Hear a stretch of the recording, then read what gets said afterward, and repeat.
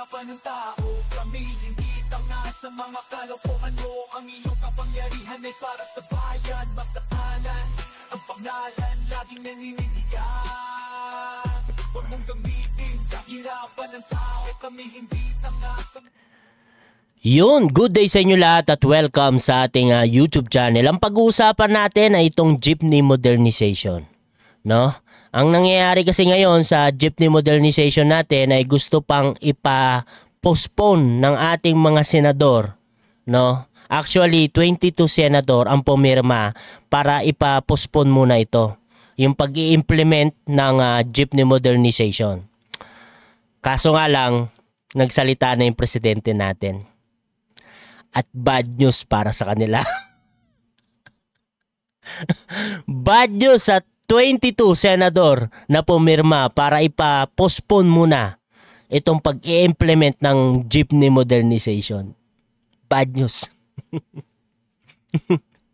Alam niyo naman kung sino yung pinakamaingay doon, di ba? Na senador.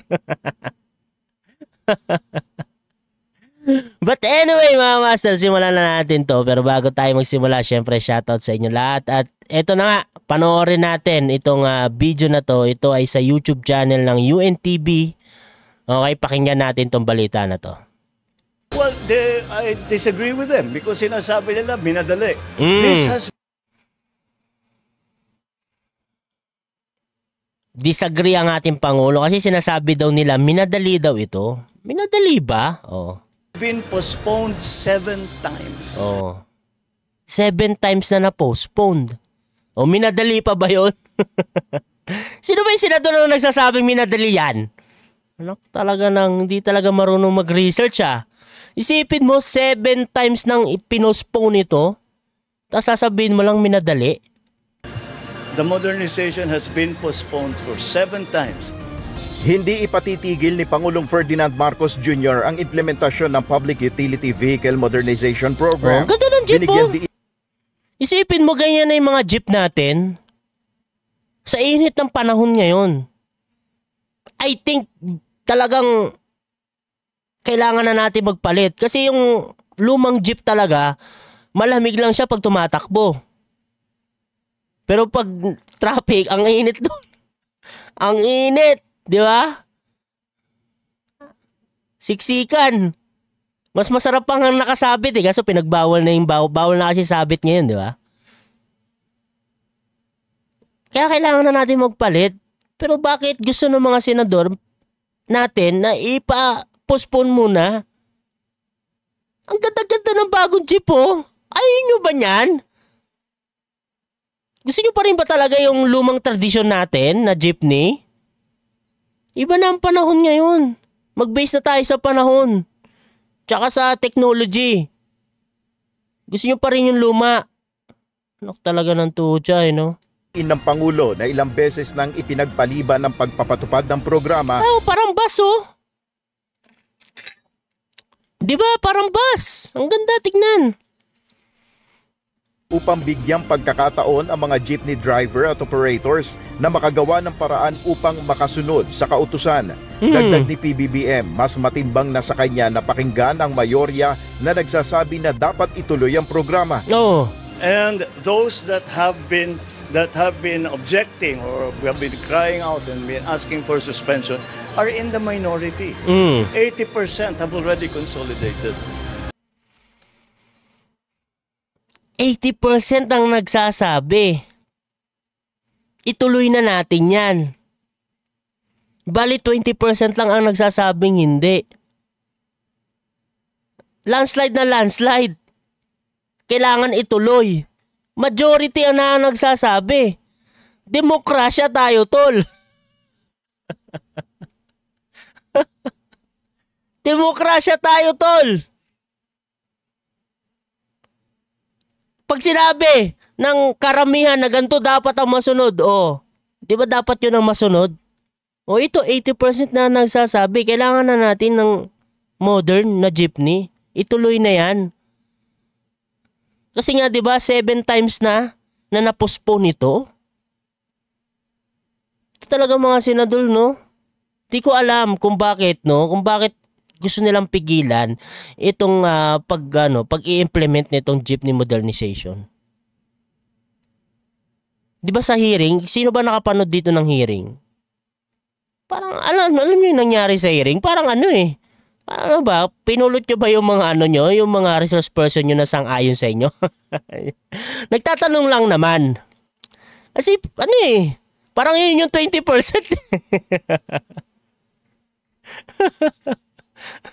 Di ba?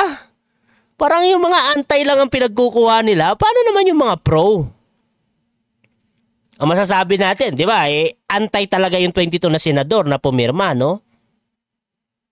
Ang di lang palang pumirma doon si Risa Hontiveros. No, kudos kay Risa Hontiveros.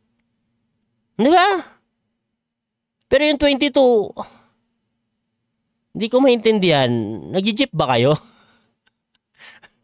Nagko-commute ba kayo pag pumupunta kayo ng Senado? Putiking iba nga sa inyo niyan, di bodyguard pa eh. Ang dami pa nga daw bodyguard eh. So paano naman? Yung 20% ang magde-decide yung buhay ng 100%. Tama. Agree ako dito kay Pangulong Bongbong Marcos. 80% ang nagsasabi, magpalit na tayo.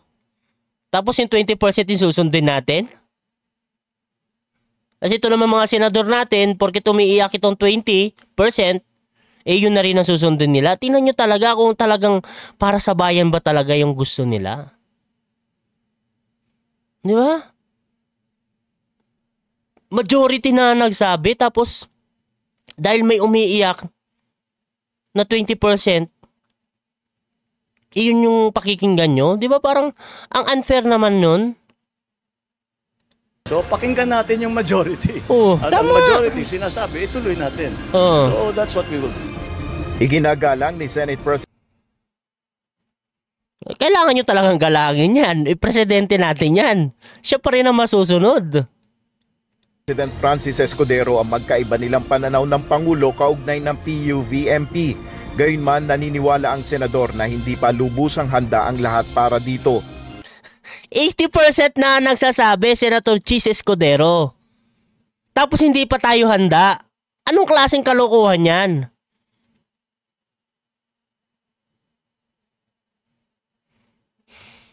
Kayo nga yung kayo nga yung mamasahe, kayo nga yung mag-commute.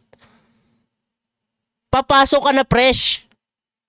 Pagdating mo sa trabaho, mandirigma ka na, amoy mandirigma ka na. Dahil galing ka sa digmaan. Kasi nga, sobrang ng jeep natin, isipin mo, traffic na, ang init-init, mga mausok sa labas. Diba? Yung mga jeep, wala namang harang yan. Wala man lang aircon, wala man lang electric fan. Ang electric fan, nandun lang sa may driver. Diba? Ayaw nyo ba nun na yung mga commuter natin, hindi na mahihirapan? Although sikat na ang motorcycle ngayon, no? Sobrang dami na nagmomotor. Pero marami pa rin na nagko-commute at gumagamit ng jeep. Ayaw nyo ba yun na maganda na yung natin, mga jeep? At saka anong sinasabi yung hindi handa? 80% na nagsasabi. 20% lang ang hindi nagsasabing hindi pa na dapat ipa-stop muna to, ipa-postpone muna, di ba? Ewan ko talaga dito sa mga senador natin, bakit ganyan mag-isip? Ang punto ko ito, gustuhin man ng DOTR, sa pananaw ko, hindi nila kayang i-implement. Hindi nila kayang i-implement doon sa 20%? Kasi 80% nagsasabi, okay eh. Anak talaga ng... Yung kahilingang i-postpone ay para baliktanawan lamang nila yung proseso. At kung kailan ba talaga ito Baliktanaw na naman, nakaka 7 times na nga, na-postpone yan. Anak talaga ng... papatupad sa pangkalahatan. Dun sa mga sumunod na, dun sa mga na-implement na, hindi pinapabawi ng Senado yan. Wala sa intensyon ng Senado yan. Wala rin sa intensyon ng Senadong pigilan yung programa. Anya, marami pang dapat gawin bago tuluyang anong ibig sabihin ng postpone? Hindi ko maintindihan. Baliktanaw lang talaga. 80% na nga nagsasabi. Kailangan ba makonvince muna natin yung 20%? Parang ganun ba? O kailan natin makukonvince yun? Nandiyan kayo. Sang-ayon kayo sa kanila. Anak talaga ng... Ipatupad ang Jeepney Modernization Program. Ay, nagaganda ng mga bagong jeep oh. Di aircon. O ito lumang jeep. Yes, nakakalungkot. Pero kailangan na nating mag-upgrade naman. Mag-isip naman kayo. Yung ibang bansa nga nag-upgrade eh. Di ba? Ang tagal-tagal na ng mga jeep natin. Minana pa natin yan sa digmaan. I think, di ba, alam ko, para napanood ko na ito, yung kasaysayan ng mga jeep natin, ginagamit yan sa pandigma eh. Correct me if I'm wrong, no? Pero parang napanood ko yan eh. Ano ba, saan ba galing yung jeepney natin? Pero parang ginagamit yan sa pandigma. Yung mga ganyang klase na sasakyan.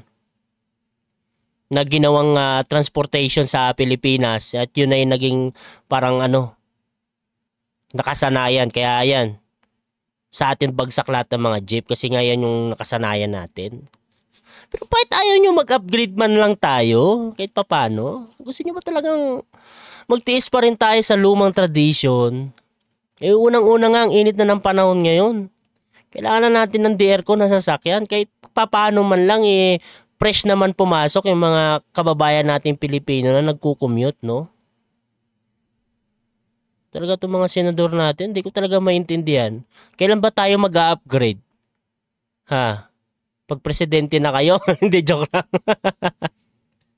Ang sinasabi namin dun sa mga hindi pa, maghinay-hinay hanggat hindi pa kompleto yung ayuda, financing at plano nila. At kapag kompleto na, tuloy na dun sa mga balanse pa. Lahat wala namang nagsabing tutol kami sa modernisasyon mismo. Ano hindi tutol? Pinapa-postpone nyo nga. Anong ibig nyo sabihin doon?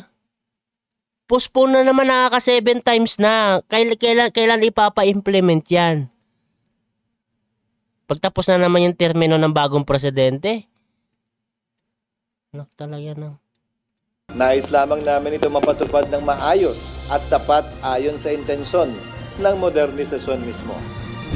Base sa datos ng Department of Transportation, aabot na sa 83.38%. 83%. Ang taas na nun. Bali 70 na lang ang natitira. Ang consolidation rate ng programa. Kinokompleto na rin ang Local Public Transportation Route Plan ng PUVMP na siyang magdedetermina kung ilang public utility vehicles ang babiyahe sa isang partikular na ruta. Nel Maribuho, UNTV News and Rescue, Diyos ang aming sandigan. Ngayon, puntahan naman natin tong isa pang news, no? Ito naman ay sa Net 25. Ito yung mga senador na pumirma, no? Doon sa jeepney modernization. 22, di ba? Isipin mo 22. Di ba 24 sila? Alam ko ang labas dito si Angara eh. Hindi siya kasali. Pero ang kasali doon sa dapat pumirma si Risa Ontiveros pero hindi siya pumirma. Kaya 22 lang ang pumirma. O, ito, pakinggan natin tong balita na to. Pirmado na ng 22 sa 23 senador ang resolusyon Sino ang nangungunang senador? Kitang-kita nyo ba? Nakikita nyo naman siguro, no? Nakikita nyo naman. Introduced by Senators Tulfo. Iyak si Aidel. May iiyak na naman. Hindi na pagbigyan. Sino nangunguna? Senators Tulfo, Escudero, Binay, AP, Cayetano. P. Cayetano, Alan Peter Cayetano to. Kaya may P. Cayetano, De La Rosa, Estrada, Ejercito, Gatchalian, Go, Lapid, Ligarda, Marcos, Padilla, Pimentel, Po, Revilla, Tolentino, Villanueva, si Villar, dalawang Villar to yung dalawang Villar tsaka si Subiri. Susulong na ipatigil muna ang implementasyon ng Public Transport Modernization Program. Di ba? Gusto nyo ipatigil muna, pa-postpone muna. Pinakinggan nyo yung 20%. Ngayon nga, 17% na lang Nang pinuna ng mga senador sa pagdinig noong nakaraang linggo, ang anilay... Sinong nasa gitna? Siyempre si Aidel. Di ba? Ano pa nga yung video na ano eh, tuwang-tuwa yung isang ano eh. Isipin mo yun, pina-postpone nito ni Rapi Tulfo. Gusto niyang ipa-postpone pero walang mabigat na solusyon. Alam mo yung gusto niya lang ipa-postpone, yun lang. Dahil gusto niyang pakinggan itong mga nagre-reklamo.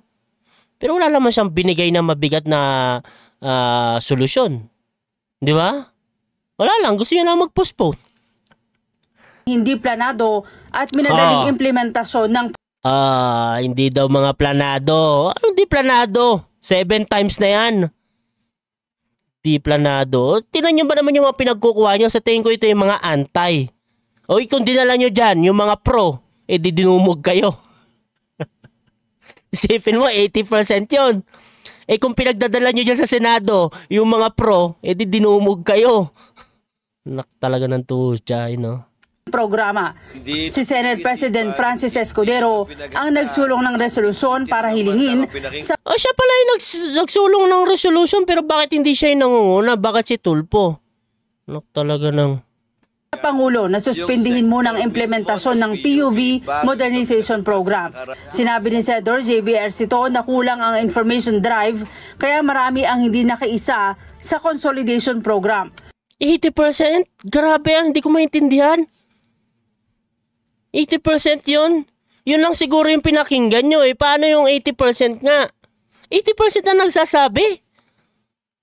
Bukod dito, hindi pa rin nare-resolba ng Department of Transportation ang isyu ng mataas na presyo ng modern jeepney na hindi kakayanin ng mga chopper at operators. Bukod pa sa hindi sila pabor na tuluyang tanggalin sa kalsada ang mga iconic jeepney.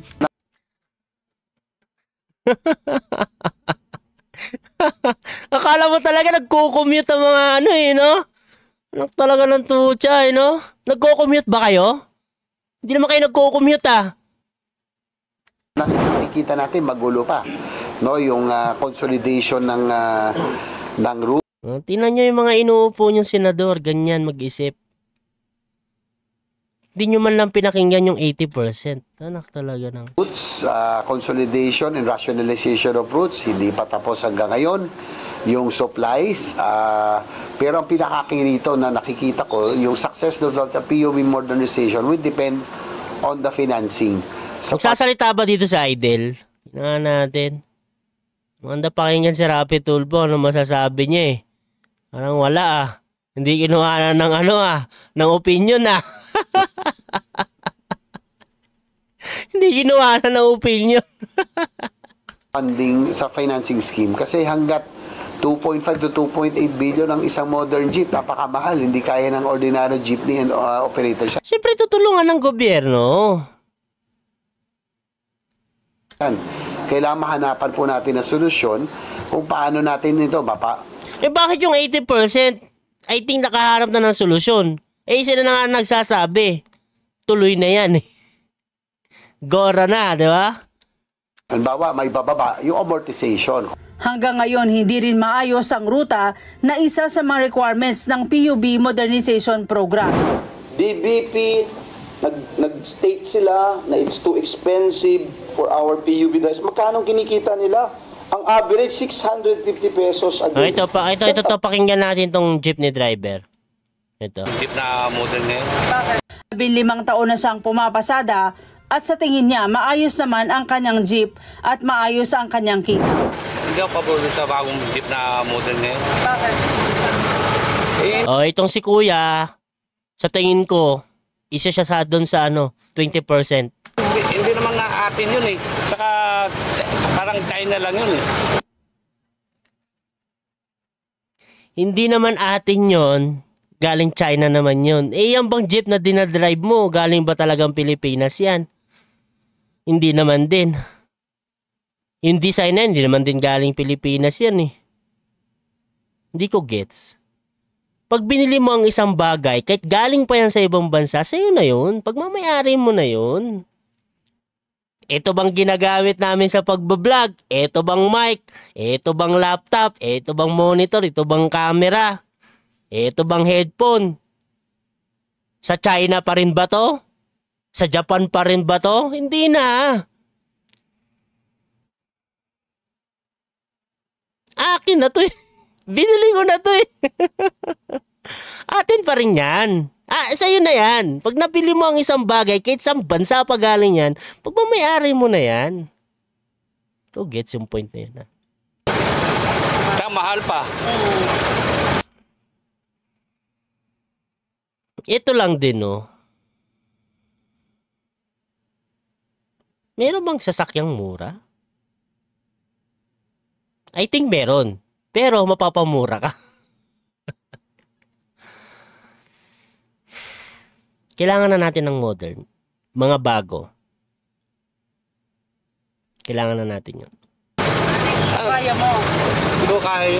Pero ang mga transport groups na sumama sa consolidation nagbantang maglulunsad ng nationwide strike kapag tuloy. Pinagsalita lang pala si Tulfo, no, pero hindi ginawa na ng ng statement. Ilang senador ang kinuwanan nila. Si JB, di ba? Pero si Tulfo ang ipinatigil ang maglulunsad ng nationwide strike. Yan yung pabida dun eh. Dapat yung number 1 kinuhanan nila ng paano ba yan? Dapat ba ganun, di ba? Paano ba yan? Senador Raffy Tulfo, yung presidente natin G dyan sa modern na jeepney modernization. Paano ba yan? Hindi ka naman presidente. Hindi, joke lang. Mga Tulfo Natics. Wala na, iyakan na.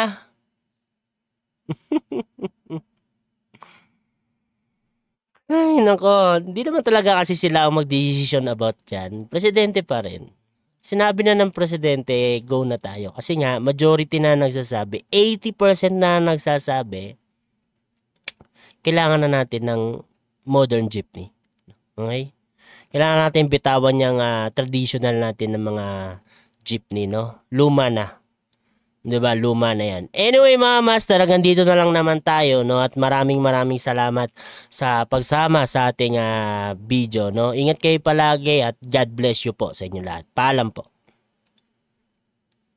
Huwag mong gamitin kahirapan ng tao. Kami hindi tanga sa mga kalokohan mo. Ang iyong kapangyarihan ay para sa bayan. Mas takalan ang pangalan, laging naninindigan.